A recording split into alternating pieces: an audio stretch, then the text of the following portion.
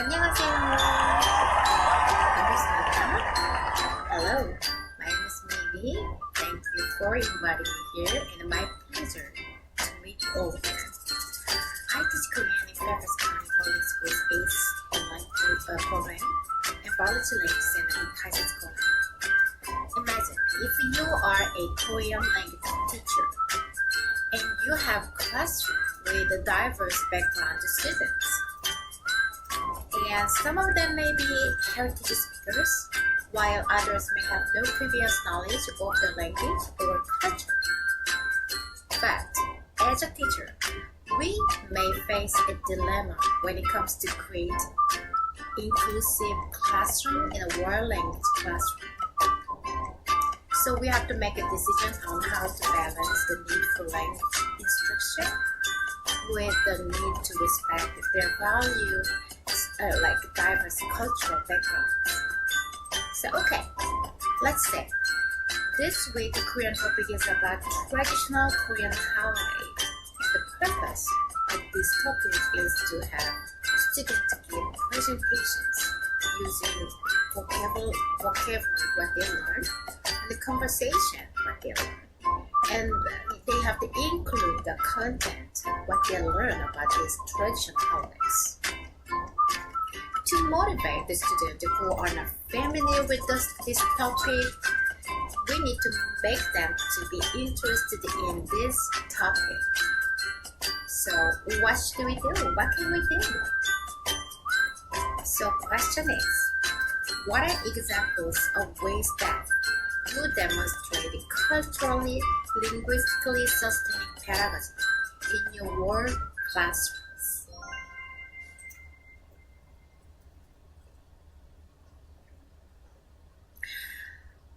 So I want to make sure my students are learning the language effectively, but I also want to create a learning environment that inclusive and culturally, linguistically responsive. So in my experience, I was able to increase student curiosity and engagement by providing some fun hands-on activities and conversations. Let's give a first example.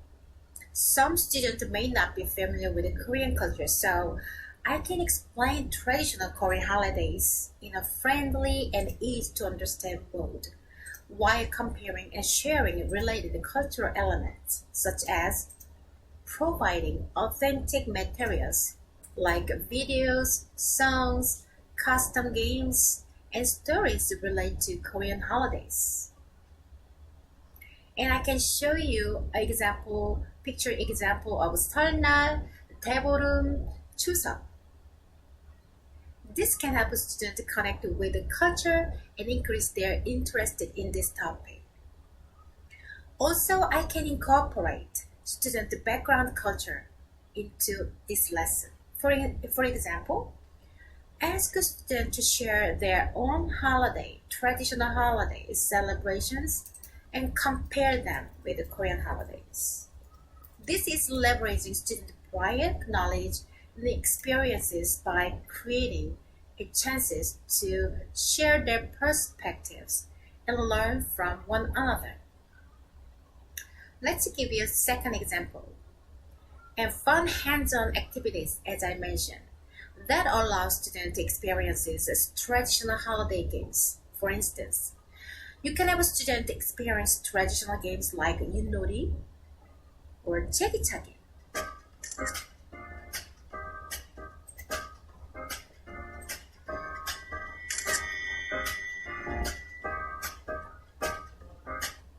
So while I can bring some traditional clothes to show them, and I can bring some food, traditional food or street food from Korea to make them to taste.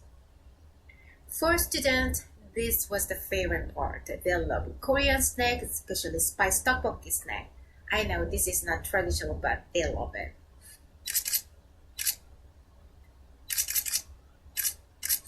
For other class I had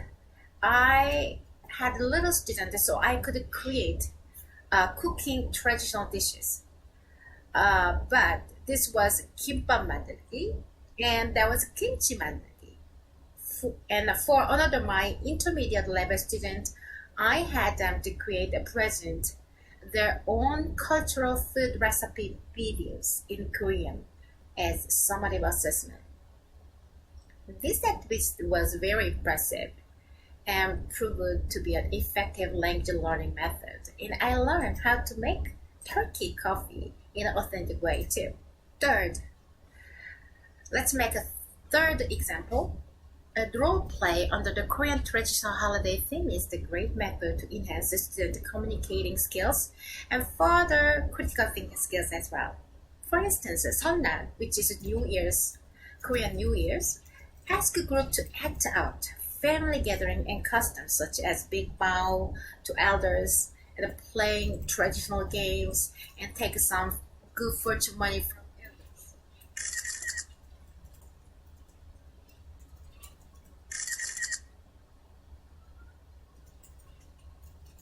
You can divide students into the group and assign each group a different Korean holidays to research, including food, activities.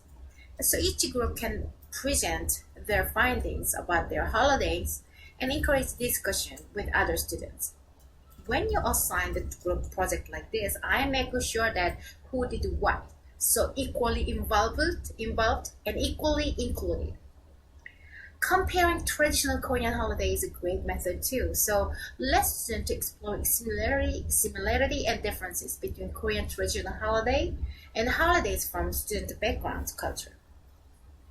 And this can help build a positive classroom community where everyone's perspectives are valued.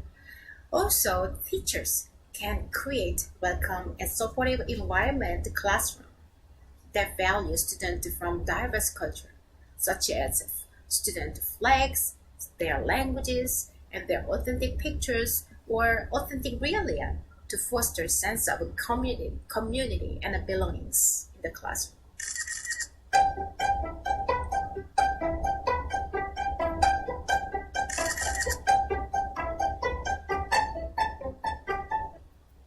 For these kind of things, by incorporating these kind of practices, I can create a culturally responsive and engaging learning environment that celebrates diversity and promotes the language and cultural proficiency.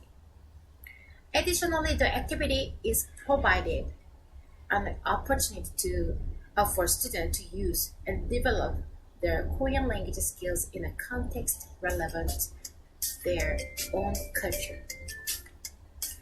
Thank you for listening.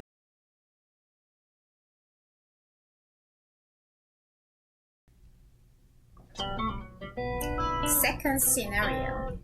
One day, I noticed that a new student, June, is struggling to keep up with the Korean class. And he is a heritage Korean speaker, but he was born and raised in the United States, so he has limited proficiency in Korean. I see he has no strong sense of identity and pride as a Korean American, and seems no interest in learning Korean. So how can I help June? Second question is, in what ways do you use culturally and linguistically sustaining pedagogy to accommodate heritage native world language speakers?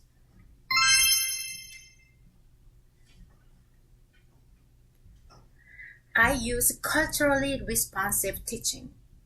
So I can design lessons to reflect both the Korean culture and June's experience growing up in the United States here. So for example, I might have June and classmates to discuss differences between Korean and American holidays, or have them compare Korean and American foods. I might even bring some traditional Chuseok, which is Korean Thanksgiving food, for students to try and encourage them to share their thoughts and reactions in a positive way.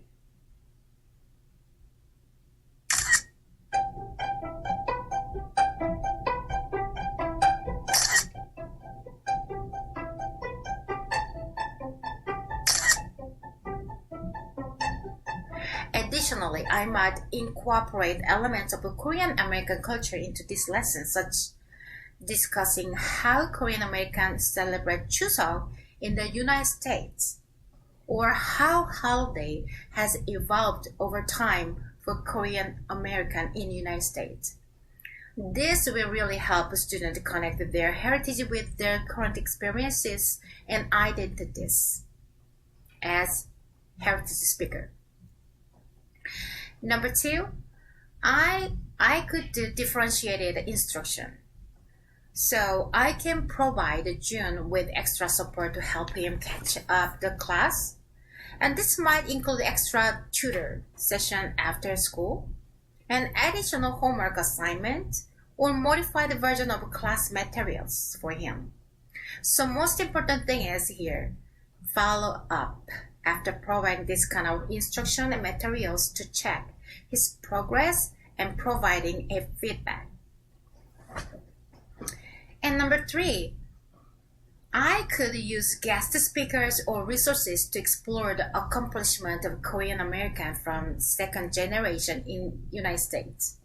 So as a successful example of second generation Korean American who have achieved success in United States, they can serve as a great source of pride and motivation for heritage students and to other students as well. And I don't have to take him or her in class. These days we have Zoom. So we have another way to connect them to class. By using culturally and linguistically sustaining pedagogy to accommodate June's needs, I help him to feel more included and supported in the classroom. I'm sure over time, June's confidence and language skill will improve and he will become more active and engaged in participant in the classroom. This was the end of the second question. Thank you.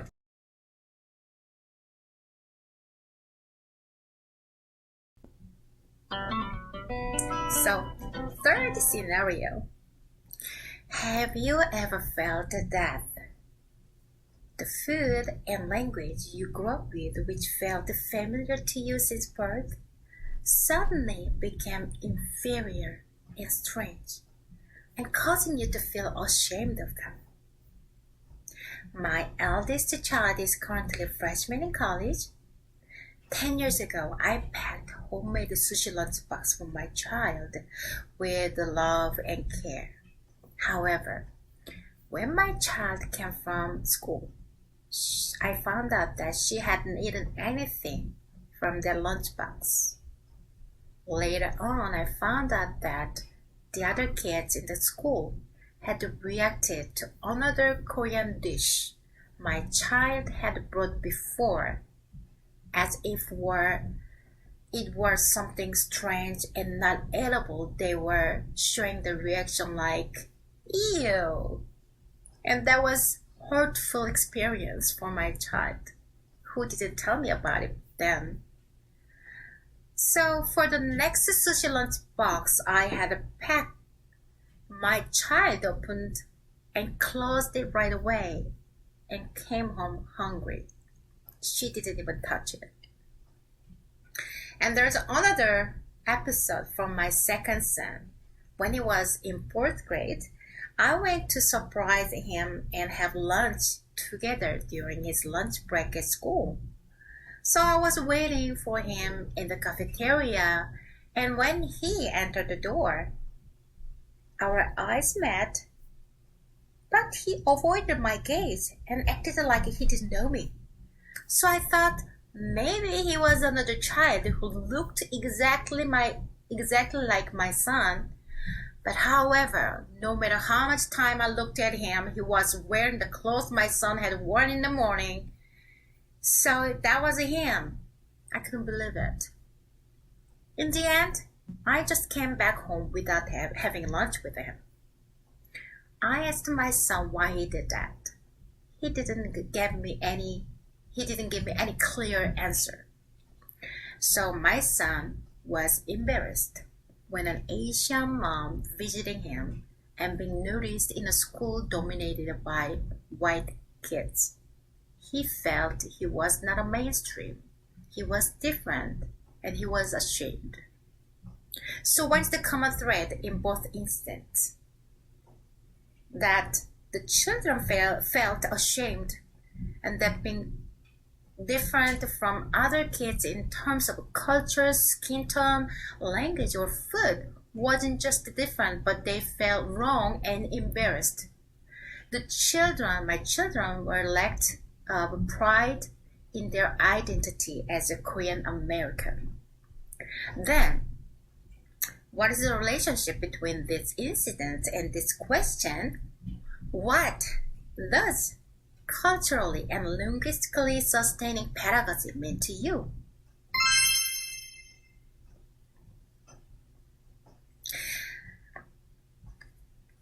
Culturally and linguistically sustaining pedagogy mean to me is that, first, in the classroom, it is very important to remember that different is not wrong but valued, and that equity doesn't mean equality. My youngest son is now packing sushi lunchbox for school every single day. He loves it, and his classmates are impressed, saying that, "Wow, Daniel, sushi, you are so lucky. Can I try?" That makes him so proud. My son is so proud. So over the past 10 years, the children in our neighborhood became familiar with this sushi as a healthy food and have developed a positive view of it. So my little son loves it. When I come for lunch with him to school, I believe that the increased cultural diversity in our neighborhood, along with more diverse school curriculum, has exposed the children to a wider range of cultures and of foods. Culturally and linguistically sustaining pedagogy, in my view, is a way that individuals understand that differences in their behavior or performance are not necessarily due to incorrectness, but rather reflect diversity. This includes creating inclusive learning environment, providing equal opportunities for all students, and promoting cultural understanding and acceptance. By doing this, education can become a tool for promoting equity and social justice as well. So this approach makes me feel that it's okay for my children to eat sushi and kimchi at school, and that as an Asian mother, my child will not feel ashamed when I come to school anymore. And providing differentiated support and resources that meet the needs for all diverse students, doesn't matter their ability or their cultural background, we can ensure that everyone can succeed. And second meaning for me is that learning from each other. So this pedagogy can positively impact the heritage students, not only feel acknowledged and validated in the classroom, but non-heritage students also can have the opportunity to learn from and appreciate diverse perspectives. Lastly, culturally and linguistically sustaining pedagogy means creating an inclusive learning environment that values and builds upon the cultural and linguistic diversity of students. For me, this approach involves utilizing my favorite creation's natural approach in a diverse classroom by incorporating student cultural and linguistic backgrounds into the curriculum and instruction. So by doing so, we can help students to feel seen, heard, and valued, which can lead to increased engagement, motivation, and academic achievement as well. Thank you for listening to me.